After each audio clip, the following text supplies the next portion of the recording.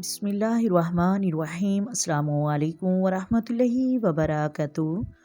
محترم ناظرین، حضرت حکیم لقمان کہتے ہیں کہ 3 موقعوں پر اپنے شوہر کا ساتھ دینے والی عورتیں دنیا میں ذلیل اور رسوا ہو جاتی ہیں۔ رحمت کے فرشتے ایسی عورتوں سے دور ہو جاتے ہیں۔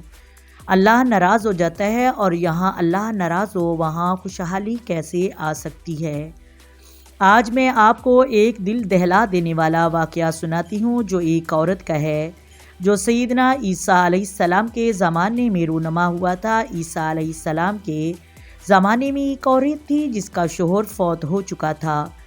اس کی زندگی کا معمول کچھ حیران کن تھا۔ وہ روزانہ صبح سویرے اپنے گھر سے نکلتی اور قریب کے قبرستان جا کر قبر پر 3 جوتے مارتی تھی، اور جوتے مار کر وہ خاموشی سے واپس آ جاتی، اپنے گھر آ جاتی۔ یہ کام وہ نہ صرف صبح بلکہ شام کو بھی اسی طرح قبر پر جا کر 3 جوتے مارتی اور پھر واپس آ جاتی، اور روزانہ یہی کام کرتی۔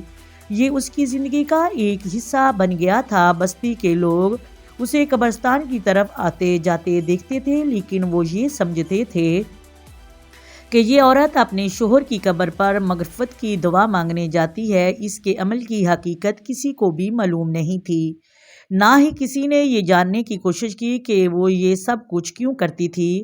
10 سال مسلسل وہ یہی کام کرتی رہی۔ ایک دن اللہ کا کرنا ایسا ہوا، وہ عورت معمول کے مطابق قبرستان گئی۔ جیسے ہی اس نے قبر پر 3 جوتے مارے تو قبر کے اندر سے رونے کی آواز آئی، مجھے بچاؤ، میں بہت بڑے عذاب میں مبتلا ہوں۔ عورت بڑی پریشان ہوئی، کیونکہ اس سے پہلے ایسی آواز نہیں آتی تھی۔ اس قبرستان سے حضرت سیدنا عیسیٰ علیہ السلام کا گزر ہوا تو آپ کی نظر اس عورت پر پڑی۔ دیکھا تو وہ عورت قبر پر 3 جوتے مار رہی ہے، اور آپ حیرت میں پڑ گئے۔ آپ کے دل میں اس عمل کی حقیقت جاننے کی خواہش ہوئی۔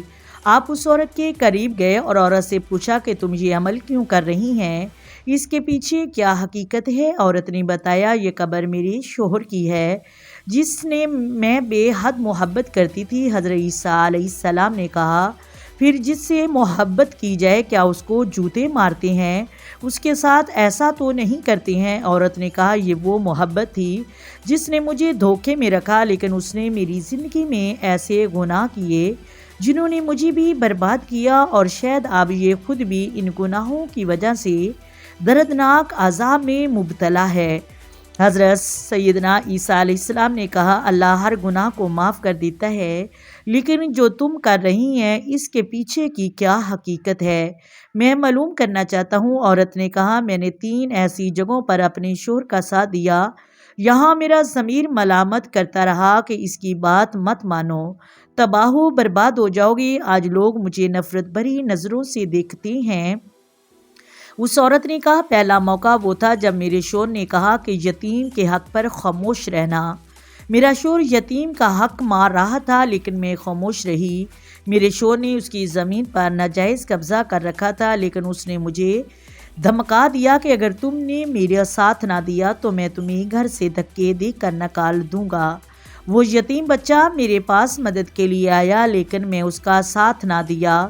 عورت نے کہا، دوسرا موقع یہ تھا کہ جب میں اپنی سکی بہن کو اپنے شوہر کی نفسیاتی خواہشات کے لیے استعمال کیا۔ معاذ اللہ، میرا ضمیر یہ سب کچھ کرنے کو قبول نہیں کرتا تھا، لیکن وہ مجھے دھمکاتا کہ اگر ایسا نہ کیا تو میں تمہیں طلاق دے دوں گا۔ میں نے اپنی بہن کو دھوکے سے گھر بلایا اور اس کے ساتھ وہ کچھ کیا جو دشمن کے ساتھ بھی نہیں کرتے ہیں۔ آج وہ میری بہن میری شکل تک دیکھنا گوارا نہیں کرتی، اس لیے کہ حرام کا انجام بہت برا ہوتا ہے۔